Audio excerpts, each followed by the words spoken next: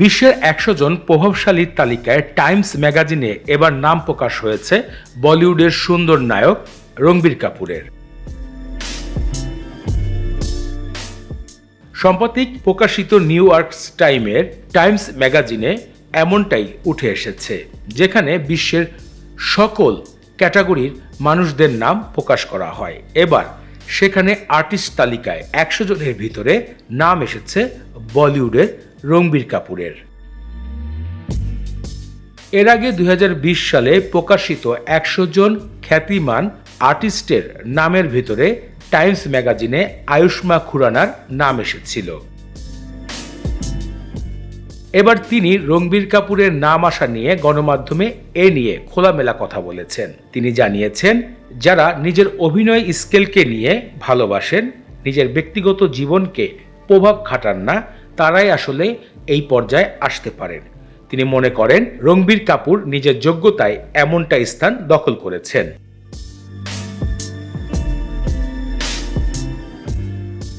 রণবীর কাপুর ১০০ জন তালিকায় আসার পিছে নিজের যোগ্যতাকেই সর্বদা দাবি করেন। যদিও তিনি জন্মগ্রহণ করেন ঋষি কাপুর এবং নীতি কাপুরের মতন খ্যাতিমান পরিবার থেকে, তবে নিজের জীবনযাত্রা ২০০৭ সালে সাওয়ারি নামক সিনেমার মাধ্যমে বলিউডে আত্মপ্রকাশ করেন নিজের যোগ্যতায়। এরপর রকস্টার,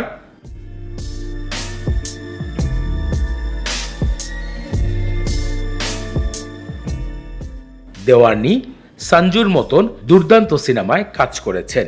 সর্বশেষ ১,০০০ কোটি টাকার বিজনেস করে দেখিয়ে দিয়েছেন অ্যানিমেলের মতন সিনেমার মাধ্যমে।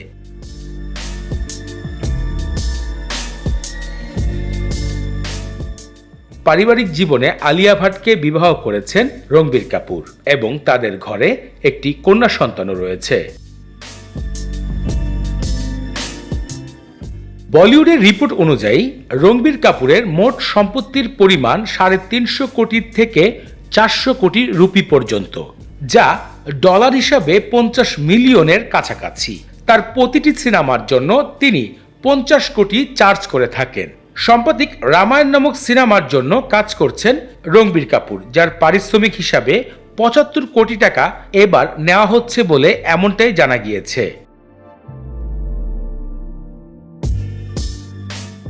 ২০২৬ সালে রণবীর কাপুরের নাম বিশ্বের ১০০ জন প্রভাবশালী ব্যক্তির তালিকায় যুক্ত হয়েছে নিউ ইয়র্ক প্রকাশিত টাইম ম্যাগাজিনের মর্যাদায়।